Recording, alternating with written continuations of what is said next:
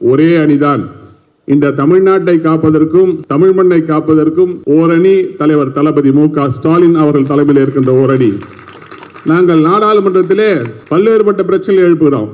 2152 கோடி ரூபாய் கல்வி நிதி. அண்ணன் பல முறை பல நேரங்களில் அதுவும் அண்ணன் அவர்கள் பேச எழுந்துச்சாலே பார்லிமெண்ட்ல இப்ப நாங்களாம் பேசினா சத்தம் போடுவாங்க. அதனால நாங்க எதிர்கட்சி மாதிரி தோணும். ஆனால் அண்ணன் திருச்சி சிவா அவர்கள் அங்கே நாடாளுமன்றத்திலே பேசுகிறார் என்றால் எதிர்கட்சியில் இருப்பவரும் கூர்ந்து கவனிப்பார்கள். குறிப்பாக நம்ம சகோதரர் சொன்ன போல அந்த அம்மா நிர்மலா சீதாராமன் குறிப்பாக கூர்ந்து காது கொடுத்து கேட்பார். அண்ணனை கேட்பார், நான் பேசலாங்களா?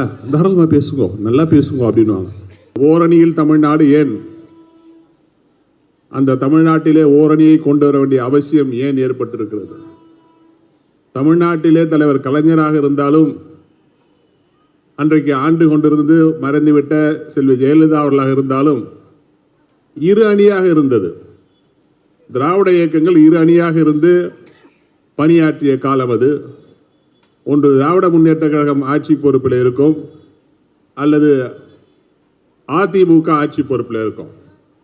இரண்டு இயக்கங்களும் திராவிட இயக்கத்தினுடைய கொள்கை கோட்பாடுகளிலே வலிவோடும் பொலிவோடும் பயணம் செய்த இயக்கங்கள் இரண்டு இயக்கங்கள். இன்றைக்கு அம்மையார் மறைந்து விட்டார். அந்த இயக்கம் இன்றைக்கு அனாதையாகிவிட்டது. அந்த இயக்கம் இன்றைக்கு யாரோடு துணை போயிருக்கிறது? ஈரணியாக இருந்த இயக்கங்கள், ஈரணியாக இருந்தாலும் கொள்கையிலே உறுதியோடு இருந்து செயல்படுத்தி கொண்டிருந்த கொள்கைகள் இன்றைக்கு மண்ணோடு மண்ணாக போய்விட்டது. பசுத்தோல் போர்த்திய புலியாக, பசுத்தோல் போன்கின்ற ஒரு அனைத்து இந்திய அண்ணா திராவிட முன்னேற்ற கழகத்தை தன்னுடைய தோளிலே சுமந்து கொண்டு பாரதிய ஜனதா கட்சி இன்றைக்கு இந்த தமிழ்நாட்டை ஆட்டி வைக்கலாம் என்று இன்றைக்கு முனைப்போடு செயல்பட்டு கொண்டிருக்கிறார்கள். குறிப்பாக இன்றைக்கு ஒரு முருக பக்தர்கள் மாநாடு நடத்துகிறார்கள். முருக பக்தர்கள் மாநாட்டிலே முருகனை பற்றி பேசுங்கள், அறுவடை வீதியிலே இருக்கின்ற முருகனுடைய செயல்களை பேசுங்கள், அவருடைய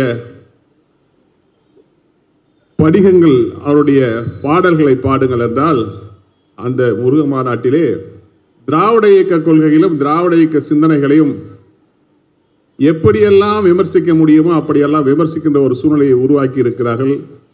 அதே மேடையிலே அனைத்து இந்திய அண்ணா திராவிட முன்னேற்ற கழகத்தின் முன்னணி தலைவர்கள், மாண்புமிகு அமைச்சர்களாக இருந்தவர்கள், மாவட்ட செயலாளர்கள் அமர்ந்து கொண்டு வேடிக்கை பார்த்து கொண்டிருக்கிறார்கள் என்றால் தமிழ்நாட்டிலே திராவிட இயக்கம் ஈரணியாக இருந்த திராவிட இயக்கம் ஓரணி மண்ணோடு மண்ணாகி போய்விட்டது. அதனால்தான் தளபதி அவர்கள் ஓரணியில் தமிழ்நாடு என்கிறார். ஓரணி போயிடுச்சு. ஓரணி அதிமுக அணி இன்றைக்கு பிஜேபியோடு சங்கமாகி விட்டது.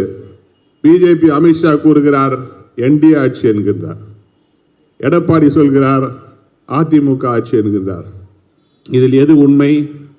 இன்றைக்கு முருக பக்தர்கள் மாநாட்டிலே திராவிட இயக்க தலைவர்களை, திராவிட இயக்க கொள்கைகளை இன்றைக்கு எந்த அளவுக்கு அவமானப்படுத்த முடியுமோ, அசிங்கப்படுத்த முடியுமோ அந்த அளவுக்கு அசிங்கப்படுத்தி இருக்கிறார்கள்.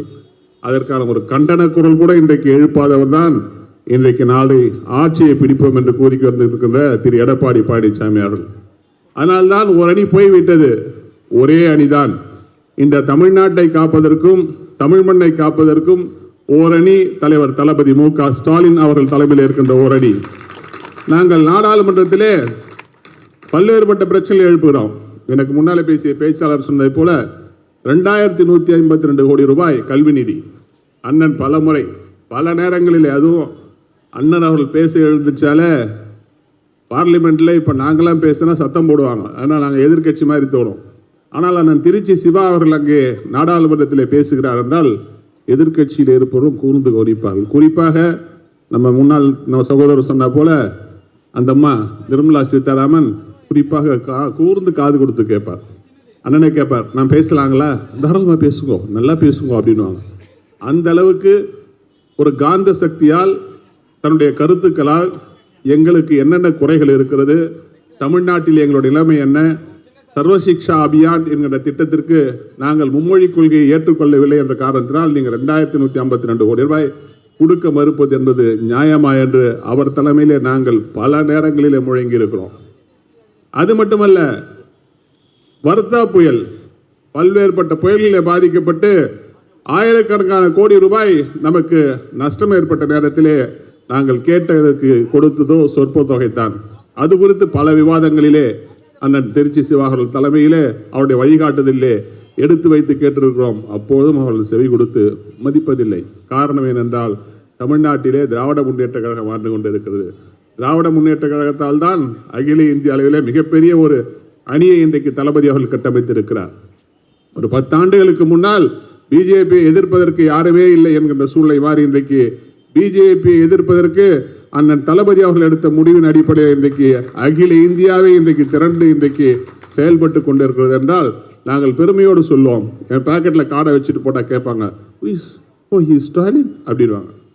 அப்படி அங்கே இருக்கிற நாடாளுமன்ற உறுப்பினர்கள் Stalin is your leader, yes yes very is doing well அப்படின்வாங்க. அந்த அளவுக்கு அங்கே இருக்கின்ற நாடாளுமன்ற உறுப்பினர்கள் அவரை பற்றி புலகாங்கிதம் அடைகிறார்கள்.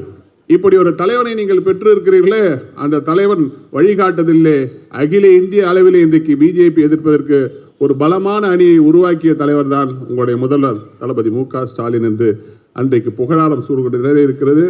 இன்றைக்கு கீழடியை பற்றி சொல்ல வேண்டியதில்லை. நம்முடைய தமிழருடைய மாண்புகள் 5000 ஆண்டுகளுக்கு முன்னாலே இரும்பை கண்டுபிடித்தவன் தமிழன் என்கின்ற சூழ்நிலை இன்றைக்கு உலகம் முழுவதும் தெரிஞ்சு போச்சு.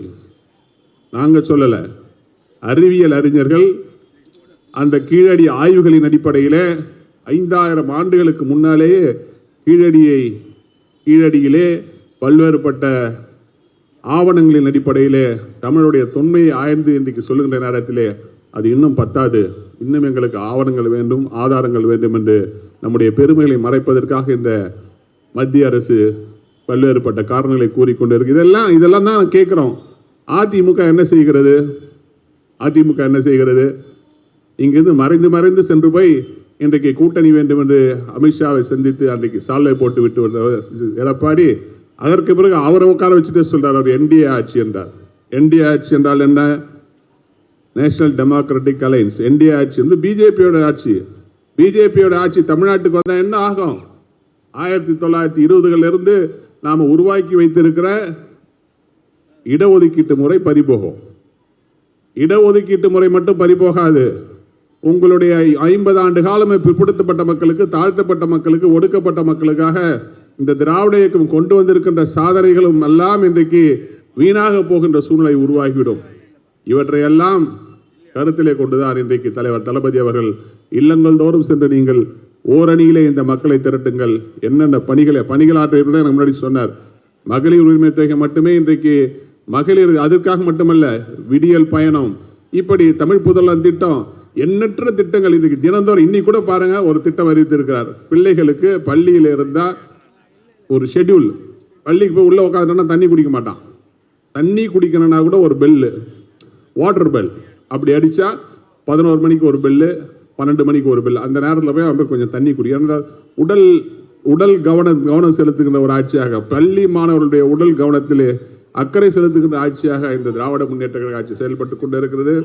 இன்றைக்கு பெரியார் அண்ணாவை விமர்சனம் செய்தவர்கள் இன்னும் கொஞ்ச நாள் போனால் தமிழ்நாட்டிலே சுத்தமாக பெரியாரை அண்ணாவை அழித்து ஒழிப்பதற்கான முயற்சியில் ஈடுபடுவார்கள்.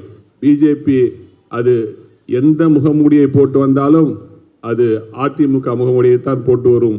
அந்த அதிமுக முகமூடியை போட்டு வருகின்ற பிஜேபியை வீட்டுக்கு அனுப்புவதற்கு தமிழ்நாட்டிலே இருக்கின்ற மக்களே ஓரணியில் திரள்வோம், இல்லந்தோறும் செல்வோம், ஓரணியில் மக்களை திரட்டி திராவிட முன்னேற்ற கழக ஆட்சியை 200 இடங்களுக்கு மேலே பெற்று வெற்றி பெற செய்து 7வது முறையாக கழகத்தையும் 2வது முறையாக தலைவர் தளபதி அவர்களையும் முதலமைச்சராக ஆக்குவோம் என்று உறுதியேற்போம் என்று கூறி நேரத்திலே வாய்ப்பளித்த மாவட்ட கழகத்திற்கும் பகுதி கழகத்திற்கும் நன்றி தெரிவித்து விடைபெற்றுக் கொள்கிறேன். நன்றி, வணக்கம்.